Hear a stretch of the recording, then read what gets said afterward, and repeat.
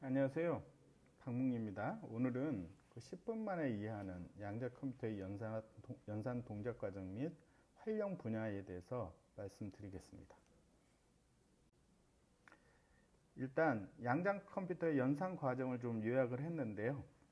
일단 양자 컴퓨터는 주요 연산 대상이 벡터입니다. 벡터, 상태 벡터라고 부르는데 요겁니다. 요거. 그러니까 이 얘기가 뭘 얘기하는 거냐면 기본적으로 우리가 기존의 CPU 기반 컴퓨터들이 주로 그 스칼라라고 하는 숫자 연산을 쓰는데 저희는 숫자 연산보다는 벡터를 주로 연산을 한다. 그 다음에 그 벡터를 연산하기 위한 연산자로는 행렬을 사용합니다. 기존의 스칼라 CPU 기반의 컴퓨터들은 스칼라 값에다 플러스 마이너스 곱하기 나누기 등의 연산을 쓰는데 여기는 연산자 자체가 일단 숫자도 엄청 많고요. 사용자가 또 정의도 많이 할 수가 있는데 그 연산자 자체가 사실은 행렬입니다.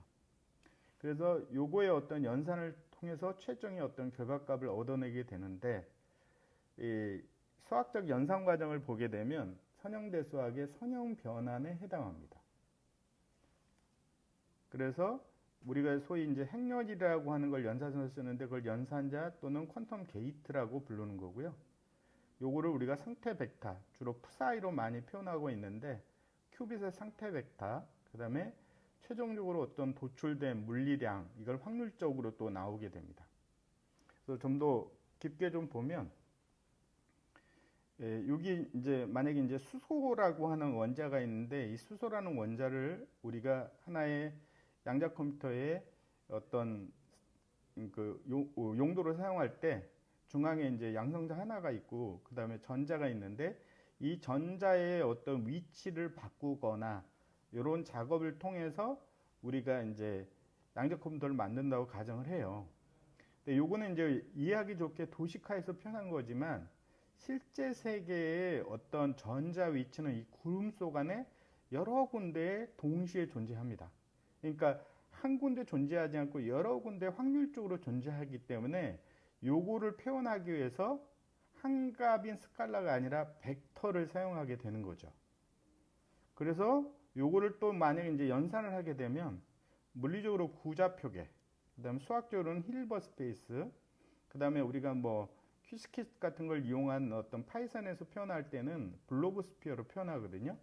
그래서 어떤 전자의 어떤 위치 하나, 요게 상태인데 이 상태를 이런 벡터의 형태로 표시하고 이거를 연산하는 과정이죠. 그래서 결국 요거를 모델링 한 것이 큐빗이라고 하는 형태고 0과 1 상태를 대표적으로 가지고 있고 거기에 어느 위치 상태가 바로 양자의 상태라고 이렇게 보시면 됩니다. 그래서 이때 이제 Q0와 Q1이라는 두 개의 큐빗이 있습니다. 그래서 대부분의 큐빗은 0 상태로 출발하게 됩니다. 그래서 0 상태라고 하는 거는 주로 표현할 때는 브라킷 표현에서 이렇게 표현하지만 실제로 행렬 표현은 벡터 표현은 1, 0입니다. 1, 0의 의미는 0이 될 확률이 100%, 1이 될 확률이 0%라는 의미거든요. 반대로 만약에 얘가 1이 된다면 이런 벡터로 표현이 되는데요. 이런 벡터. 요거는 무슨 뜻이냐면 0이 될 확률이 0%, 1이 될 확률이 100%라는 뜻입니다. 자, 그래서 처음에 둘 다 이제 0으로 출발을 하게 되는데요. 여기에 이제 X 게이트라고 하는 어떤 연산자가 가해지게 됩니다. 오퍼레이터가. X 게이트의 실제 행렬 표현은 이런 행렬로 되어 있습니다. 그러니까 거기에다가 아까 0이라고 하는 이 큐빗의 상태를 여기서 연산을 하게 되는데 그 연산이 이너 프로덕트, 도 프로덕트가 되게 됩니다. 이걸 제너럴하게 표현하면 하나의 큐빗상에 여러 개의 연산자가 대응을 할 때에는 그 큐빗의 원래 값에다가 전부 다 이너 프로덕트를 수행하는 과정이거든요. 그래서 초기에 1, 0이라고 하는 이 0이라는 상태가 X 게이트하고 닷 프로덕트 연산을 하게 되면 결과는 0, 1 상태가 돼서 1이 되게 됩니다. 그 다음에 이제 밑에 부분 왼쪽에서 오른쪽으로 쭉 가니까요. 밑에 부분은 그 0이 계속 유지가 돼서 여기서 갑자기 이제 컨트롤 X 게이트라고 하는 컨트롤 락 게이트, C락 게이트라고 불렀는데 이 게이트를 만나게 됩니다. 이 게이트는 두 개의 큐빗에 대응이 되어 있거든요. 그러니까 두 개의 큐빗에 이제 대응이 될 때는 그때는 그 아우터 프로덕트인 텐서 프로덕트, 그러니까 n by n을 곱하게 되면 이 엄청난 다양한 그 개수만큼 나오는 그런 그 텐서 프로덕트를 수행하게 됩니다. 그래서 먼저 뭐 하게 되냐면 여기 x 게이트의 결과인 1과 이 0 상태가 그대로 온 1, 0를 두 개를 뭐 하게 되냐면 텐서 프로덕트를 하게 되면 요렇게 생긴 이 사행 1열짜리의 열 벡터가 나오게 되고요. 거기에다가 C낙 게이트가 또 이렇게 돼 있습니다. 4x4. 그러니까 두 개의 큐빗에 연결됐을 때는 4x4 행렬이 되게 되거든요. 이 연결 부분은 이제 우리가 양자 역학에서는 이걸 인탱글먼트라고 표현하고 있는 거죠. 그래서 요 연산을 수행하면 최종 결과는 이게 됩니다. 0001. 그래서 우리는 두 개의 결과를 얻게 되는데 하나는 뭐냐면 각 큐빗의 연산 결과로 요 큐빗은 1, 그 다음에 이쪽도 마찬가지로 1이 되거든요. 나중에 나오게 되면.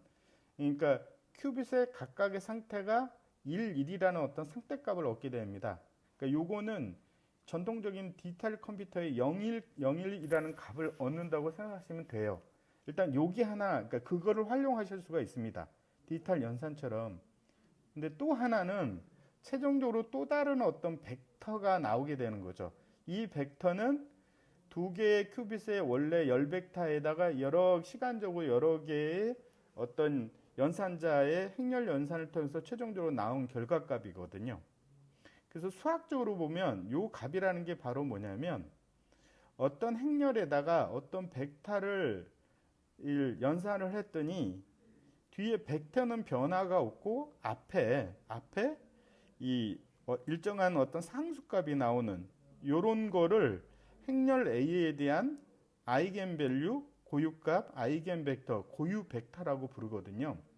그러니까 이 컨셉은 나중에 여러분이 이제 수학을 전혀 안 하셨다면 선형대수학을 공부를 하실 때 나중에 뭐 여기 나오는 아이겐밸류나 아이겐벡터, 고유값, 고유 벡터 또는 밑에 유니타리 매트릭스, 허미션 매트릭스 등등 이런 거에 초점을 맞춰서 여러분 공부하시면 되는 거죠. 그래서 사실은 요 값을 얻어내는 고유값과 고유 벡터를 얻어내는 과정입니다. 그래서 여기 윗부분에 보면 이런 얘기가 나오는데 고전 역학의 물리량은 스스로 존재한대요. 그래서 그냥 읽어내면 된대요. 근데 양자 역학의 물리량은 사실은 보이지 않아요. 이게 보이지 않으니까 이 보이게 하려면 어떤 연산자를 가해서 그 연산자에서 가한 결과, 요 결과가 고유값과 보유 벡터인데 이거를 사실 알아내는 과정이고 여기에 나온 연산자도 마찬가지로 뭐냐면 행렬인데 이 행렬은 밑에 나오는 허미션 매트릭스, 허미션 오퍼레이터가 사용되게 되는 거죠. 그래서 다시 한번 돌아오면 이 큐빗이라는 상태 벡터가 열 벡터인데 우리 소위 말하는 이러한 연산자들이 우리는 전부 다 행렬로 돼 있다. 근데 행렬에도 특별한 행렬을 쓰는데 그게 유니타리 매트릭스라는 행렬을 쓰게 되고 요걸 유니타리 오퍼레이터, 그 다음에 요게 나중에 퀀텀 게이트가 되는 거죠. 그 다음에 이 측정을 위해서 사용하는 이 행렬은 우리가 허미션 매트릭스 또는 에르미트 매트릭스라고 부르는데 에르미트 오퍼레이터를 쓰게 되고 요게 측정 게이트가 되는 겁니다. 그래서 양자 컴퓨터 같은 경우는 하드웨어 시스템이 좀 다양하거든요. 그러니까 누구는 초전도, 누구는 뭐 중성원자, 누구는 뭐 이온 뭐 이렇게 되거든요. 그래서 각각의 시스템마다 양자의 어떤 값을 물리량을 얻어내는 방법들이 차이가 있을 수가 있거든요. 누구는 위치, 누구는 운동량, 누구는 전자기 스핀, 누구는 에너지 레벨 뭐 이런 거를 측정해 낼 수가 있어요. 그러면 그 측정하기 위해서 사용하는 요런 부분이 바로 뭐가 냐면 허미션 매트릭스가 되는 겁니다. 예, 전체적으로 이런 과정을 거치거든요. 그래서 일단 여러분이 알아두실 거는 양자 컴퓨터는 기본의 연산 대상이 벡터고 그 벡터를 행렬과 연산시켜서 어떤 결과를 도출해내는 과정이다. 그러니까 기본이 우리가 다루는 게 스칼라가 아니라는 거를 알아두시고, 그 다음에 우리가 양자 컴퓨터의 프로그램이라는 부분은 이런 어떤 그 양자 컴퓨터를 이용해서 기존의 어떤 if문, while문, for문 같은 거의 어떤 순서들을 이용해서 논리를 짜는 것은 사실은 아니고요. 그거는 고전 컴퓨터에서 하면 돼요.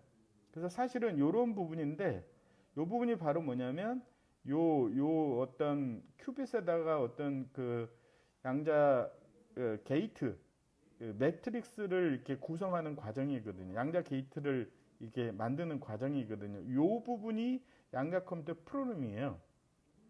그러면 고전 컴퓨터가 했던 뭐 그런 순서도는 그리는 거 아니냐? 아니, 그건 아니에요. 그거는 고전 컴퓨터 하면 돼요. 양자 컴퓨터는 대부분 혼자서 하는 것보다는 어떤 고전 컴퓨터가 한번 프로그램을 여기서 하고 그 결과를 양자 컴퓨터에 주면 행렬 연산을 해가지고 그 결과를 다시 누구한테 되돌리냐면 이 고전 컴퓨터한테 다시 보냅니다. 이 과정을 거치거든요. 그러니까 결국은 양자 컴퓨터 혼자서 하는 거는 행렬 연산밖에 없는 거고, 그걸 불러서 여러 가지 비즈니스 동작을 수행하는 순서도 기반의 프로그램을 하는 거는 그냥 누가 하면 되는 거냐면 기존의 고전 컴퓨터가 하면 되는 거죠. 그래서 요거를 한번 수학적인 행렬 연산으로 한번 증명을 한번 해본 거예요. 여기 보면 처음에 Q0는 0으로부터 출발을 해서 이 X 게이트를 통해서 1로 변하고, 이 컨트롤 not 게이트라고 하는 건 여기가 만약에 1이면 요 값을 반대로 바꿉니다. 0일 때는 1 상태, 1 상태일 때 0으로 바꾸거든요. 그래서 먼저 Q0에 해당하는 제로 벡터가 1, 제로라고 만들어져 있고요. 그 다음에 X 게이트에 해당하는 게 0, 1, 1, 제로라고 하는 요 X 게이트에 해당하는 부분이 지금 요 부분이죠. 정의가 되어 있고, 그 다음에 이 C나 게이트 관련된 부분이 이렇게 정의가 되어 있습니다. 그래서 첫 번째 하는 일이 뭐냐면 그 Q0 부분에 제로를 X 게이트를 가해서 하는데, 이제 그 파이썬과 넘파이를 이용하게 되면 이 넘파이의 dot이라는 어떤 함수에 의해서 이게 도 프로덕트를 수행해서 그 결과가 나오게 되는데, 그 결과, 이 결과는 사실 요겁니다. 1입니다. 1이라는 결과가 나왔거든요. 즉 요렇게 지나면 여기 상태가 1이 된다는 뜻이 됩니다. 그런 다음에는 뭘 하게 되냐면 여기 나온 1과 여기 결과가 나온 1과 원래 여기에 처음에 0으로 출발했던 거 있죠. 이 두 가지를 텐서 프로덕트를 하는 부분이 바로 이 부분입니다. MP 크론을 쓰는데요. 그 제로하고 여기 나온 결과가 있는데 이 결과를 하게 되면 사실은 0100이라고 하는 텐서 프로덕트 결과가 나오게 됩니다. 이 0100에다가 즉 위의 결과하고 밑의 값을 텐서 프로덕트 한 다음에 여기다가 C낫을 가하게 됩니다. 그래서 그게 바로 요거거든요. 위에 텐서 프로덕트 결과에다가 이 C낫 게이트를 다시 도 프로덕트, 이너 프로덕트를 하게 되면 최종적인 결과가 0010이 나오게 됩니다. 요 결과고 사실 이 결과가 이 부분이거든요. 자, 그래서 이걸 보게 되면 최종적으로 위에 큐빗도 1이 되고요. 밑에 큐빗도 사실은 1 상태가 돼서 각각의 큐빗이 1, 1이라고 하는 이런 전통적인 값도 얻을 수가 있지만, 이거 플러스 우리는 뭘 얻을 수가 있냐면 새로운 어떤 베타 연산의 결과를 이렇게 얻게 되는 거죠. 여기 복소수로 되어 있는데 0001이라는 결과를 얻게 됩니다. 그래서 결론적으로 양자 컴퓨터는 큐빗 연산을 통해 가지고 비트가 0이냐 1이냐 이런 결과도 얻어낼 수도 있는 거고, 행렬 그 최종적인 아웃풋 행렬 상태, 벡터 상태까지 얻을 수가 있는 거죠. 그래서 결국은 양자 컴퓨터라는 거는 일반 스칼라 연산, 그러니까 숫자를 갖다 더하고 빼고 나누고 곱하고 이런 컴퓨터, 기존 CPU가 했던 것보다는 벡터와 행렬 연산을 전문적으로 하는 컴퓨터라고 보시면 되고, 이 벡터와 행렬 연산을 엄청나게 수행해야 되는 양자 컴퓨터, 그러니까 컴퓨터 분야, 그러니까 사실 기존의 슈퍼컴퓨터 분야죠. 이 분야가 바로 양자 컴퓨터의 산업 응용 분야가 되는 것입니다. 그래서 대표적으로 먼저 이제 컴퓨터 그래픽스 같은 데 보면 뭐 컴퓨터 게임이라든지 애니메이션, 가상현실, 증강현실 같은 분야의 3D 모델링이나 렌더링, 애니메이션 분야에 사용이 가능합니다. 그다음에 로봇공학도 보면 로봇의 제어 및 운동 경로 계획에서 로봇의 운동 및 작업을 조정하는 용도로, 그다음에 신호 및 영상 처리 분야, 디지털 신호 처리, 음성 인식, 영상 압축, 복원 등 신호 및 영상 데이터 처리, 기계학습 및 인공지능, 즉 머신러닝이나 딥러닝 알고리즘의 모델의 학습이나 추론 과정, 여기에 굉장히 많은 텐서 프로덕트를 사용하게 되는데, 일단 그 용도로 사용이 가능하고, 통신 시스템에서는 이 신호 처리라든지 채널 코딩, 그다음에 금융 분야 같은 경우는 금융 모델링 및 분석에서 모델 포트폴리오 최적화, 위험 관리, 시결 데이터 분석 등의 사용이 가능합니다. 즉 이런 분야가 행렬과 벡터 연산을 많이 사용하는 분야라는 거죠.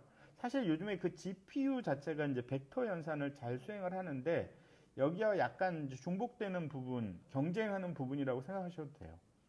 그다음 의료 및 생명공학 분야의 의료 이미징, CT 스캔이나 MRI, 초음파 등의 데이터 처리라든지, 의료기기의 정밀도 향상, 생물정보학의 DNA 염기서열 분석이나 단백질 구조 분석, 특히 라지 랭귀지 모델 자연어 처리 분야에서 텍스트 데이터의 처리 및 분석, 자연어 처리 기술은 이제 검색 엔진, 기계 번역, 감성 분석 등 다양한 분야에 사용이 되죠.